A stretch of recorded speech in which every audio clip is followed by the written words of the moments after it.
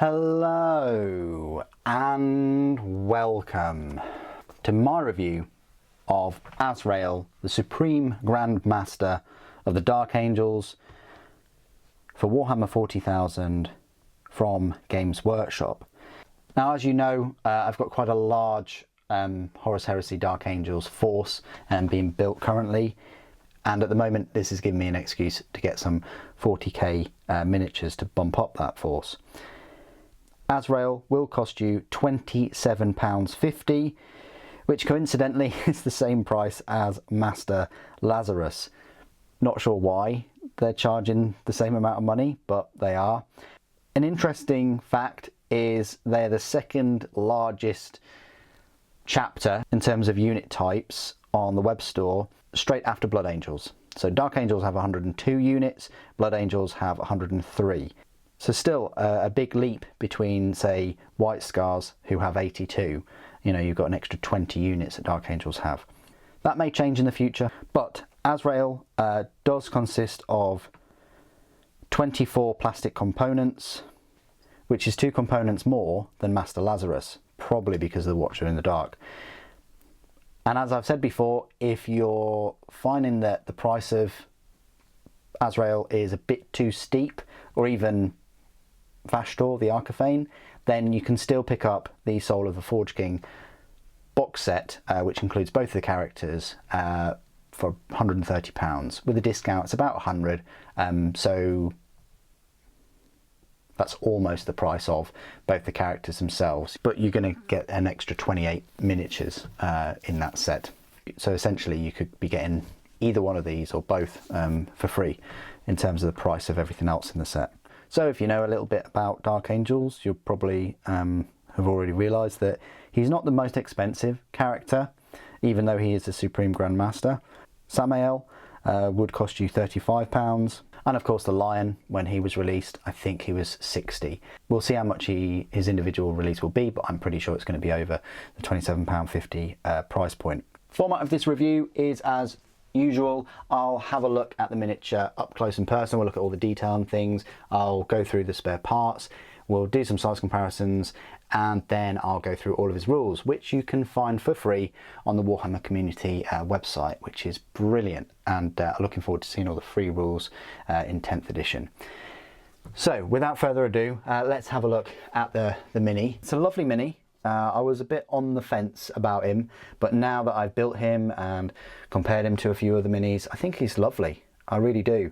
I've gone for the, you know, winged helmet look because I'm still not sure what I'm gonna be kitting out the Lion with, whether I'll go for his winged helmet, seeing as I did do that for the Horus Heresy mini, or whether I just go for the Doctor Doom kind of hooded robe look.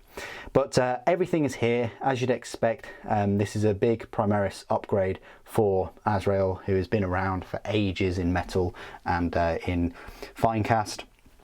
I would have liked a bigger, beefier kind of scenic base, considering he is on, I think, like a 50mm, which is quite a big base really for a Primaris. He's got this awesome looking long power sword, which will go into the rules, and he's got his custom kind of combi plasma there.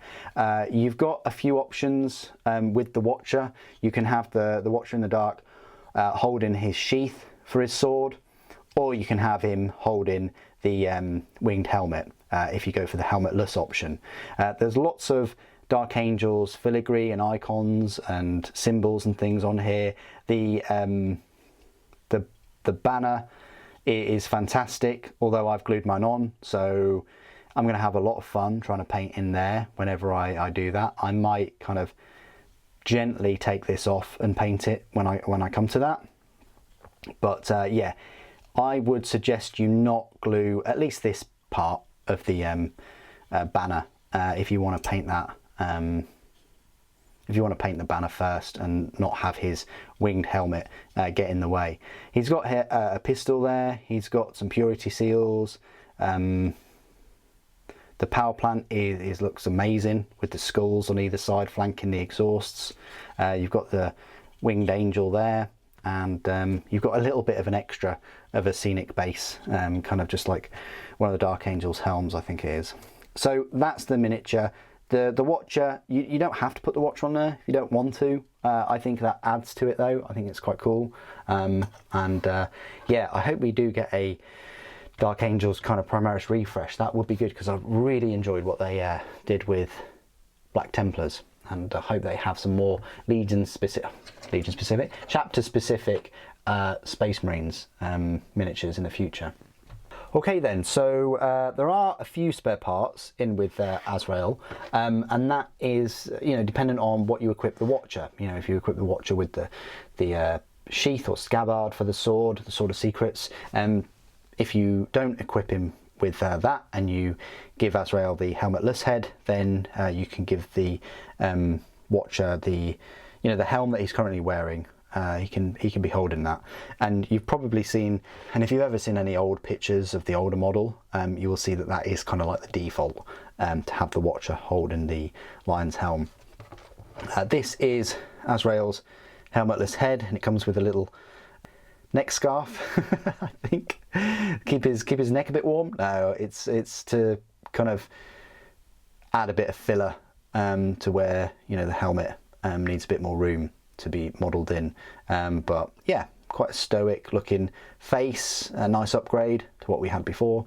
And that's just the spare parts. Not sure how useful you're gonna use them for. I don't think they're going to be that useful. I mean, this is Azrael's, you know, face, so, but you could possibly use it on a, you know, Primaris Space Marine at some point. Let's carry on with the rest of the review. Let's have a look at some size comparisons. So, size comparisons then. I just want to compare them to, obviously, Vashdor and Dante, because they came out, they were released the same time, and Vashdor comes in the set. So, even though Azrael is quite a tall Primaris Space Marine, he obviously is nowhere near as tall as this demon engine, this flying demon. You know, that's how big Vashdor is. Really, Azrael would struggle to go up to thigh height on Vashdor, so that's where he stands up next to the other mini in the box set. And then we've got Dante, which, if we just move Vashdor to the back, Dante, sort of size wise, they're very similar, but Dante's on this pillar, and he's got his big, you know, Primaris jump pack there. Same size base, the 50mm, and I think their weapons, yeah, Azrael's sword is a fair bit longer, but the weapons are proportionally sized compared to the size increase they've had with the Primaris treatment. I think they're both, you know, lovely minis and gorgeous updates from what we've had before. And this is sort of what I was hoping for when Primaris was announced. So that's the comparisons with those. I guess it would only be right to give you size comparisons with his Primarch, which is the Lion. And also I've got a Mark III Dark Angels Interemptor. Look how much smaller he is compared to a Primaris. Barely goes up to the chest piece, but he's Dark Angels, so I wanted to give you that comparison. And also next to his own Primarch, this is where Primaris sizes get a bit interesting. He is, with that scenic base and things, he's probably torso height, maybe up to the chest of his Primarch, so I guess that's what you can kind of expect. I need to get hold of the Lion to give you a comparison with his 30k, you know, his Horus Heresy counterpart, see if they have the same size or if, you know, he's a bit bigger nowadays. But, you know, that will come at some point. And then the last few size comparisons I always like to make is just with my usual mini. So I've got Sly Marbo there, I've got a Legacy Space Marine on the left, which is, you know, you could probably say that Azrael, the old model, was about that size. The Legacy Space Marine goes up to the Gorget, and a Primaris should be very, very similar. I mean, Azrael's stepping on a bit of a rock there, but I'd say Azrael's a little bit taller. Might be the pose though. But very, very similar. If you've got other intercessors and things, then, you know, he's going to stand out because of the bigger base. And he's, you know, even if you didn't collect Dark Angels and you just wanted him as a Primaris captain with a combi plasma, he's going to look great in a force. So that's what I used to do when I collected Space Marines, just get characters and proxy them as HQs. But Slight Marbo is thankfully still taller than a Watcher in the Dark, but barely comes up to the chest of a Primaris nowadays. Hey, so this is the final part of my review where I will go through all of the rules for Azrael, the Supreme Grandmaster. As I mentioned earlier, you can find his rules on the Warhammer Community website. He is an HQ unit. He's a power points cost of a 9 and a points cost of 170. It's quite decent. Yes, he does break that 150 points marker, but I still think that's worth it for him. His stat line reads he's a movement of 6 inches, quite standard. Weapon skill and ballistic skill are both 2+, that's fantastic. Strength and toughness are 4. It's got 7 wounds though. It's got 6 attacks, leadership 9 and a save of 2+. Pretty decent stat line. He's equipped with a bolt pistol, Lion's Wrath, which is the combi plasma, Sword of Secrets, frag grenades, crack grenades, and your army can only include 1 Azrael model. So weapon wise then, he's got a bolt pistol, which is just, I'm not sure why, but he's just got his backup bolt pistol. It's a range of 12 inches, pistol 1, strength 4, AP 0, damage 1. Lion's Wrath is this master-crafted combi plasma. Before selecting targets, you select one or both. You select one or both of the profiles below. So if you're using it as a master-crafted bolt gun, it's a 24-inch range, rapid fire 1, strength 4, AP -1, damage 2. But as a master-crafted plasma gun, it's a 24-inch range, rapid fire 1, strength 8, AP -4, AP damage 2. So that's quite decent. You know, he's got a rapid fire, you know, plasma gun pretty much. The Sword of Secrets though is where it's at. So it's a melee weapon, strength +3. So it's not quite a power fist, but it is a nice strength 7. However, it is AP -4, which is lovely, and it is a straight up damage 3. So not D3 or anything like that, it's straight up damage 3.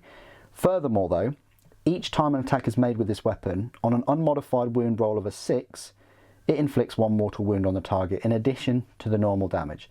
That's alright, but you know, you're wounded on a 6.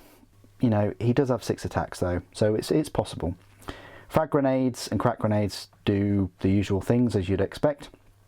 His abilities though, he has Angels of Death, which is in Codex Chaos, which is in Codex Space Marines, and Inner Circle, which is in Codex Supplement Dark Angels. He has an Iron Halo, so that gives him a 4+ invulnerable, so 2+ normal, 4+ invulnerable. Chapter Master. In your command phase, select 1 friendly Dark Angels core or Dark Angels character unit within 6 inches of this model until the start of your next command phase. Each time a model in that unit makes an attack, you can re-roll the hit roll. That's pretty nice. You know, you have to be within that 6 inches though for it. Rites of Battle. While a friendly Dark Angels core unit is within 6 inches of this model, each time a model in that unit makes an attack, re-roll a hit roll of a 1. That's pretty good too. Watcher in the Dark. Once per battle, this model can attempt to deny the witch as if it were a Psyker. If the model attempting to manifest a psychic power is a Chaos Psyker, you can re-roll that deny the witch test. It's pretty good. Supreme Tactician. If your army is battle forged and this model is your warlord, you receive an additional 2 command points. That's nice. Lion Helm. While a friendly Dark Angels infantry or Dark Angels biker unit is within 6 inches of this model, models in that unit have a 4+ invulnerable save against ranged attacks. That's awesome. I mean, you've got to be within 6 inches of bikers, so I'm not sure whether that's wholly possible, but definitely with Dark Angels infantry, you're getting that 4+ invulnerable save, which is amazing when you think about it. You just get giving infantry invulnerable saves, you know, because of that helm. Warlord trait. If Azrael gains a Warlord trait, he must have the Brilliant Strategist Warlord trait, and you can find that out in the Dark Angels Codex. Keywords: Imperium, Adeptus Astartes, Dark Angels, Infantry, Character, Primaris, Deathwing, Inner Circle, Chapter Master, Azrael. So there you go. That is Azrael. I do think that Vashdor's usefulness is a little bit better on the whole, and I do think Vashdor is stronger with his hammer. and you know, he's got his movement speed, but he is going to be affected. He's going to get worse the more wounds he takes. And yeah, he does start off with a load of wounds, but you know, double the amount of Azrael. I think it's 14. But you know, Azrael's got 7, and he's still got his 2+ and invulnerable 4+. And you can't overlook that Dark Angels, you know, 4+ invulnerable save, and also his Watch in the Dark's ability to deny the witch, which might come in handy. Lovely model, great update. Can't wait to see more of their plastic Primaris upgraded characters. Dante is lovely too. I wonder just how many more models they've got left to update for the Primaris. It seems like they are starting to create characters that are already Primaris though, which is also quite nice to see. What do you guys think of Azrael? Please do put your thoughts and opinions down in the comments below. It'd be great to hear from you. Thank you for joining me today. Thank you for watching. The Emperor Protects.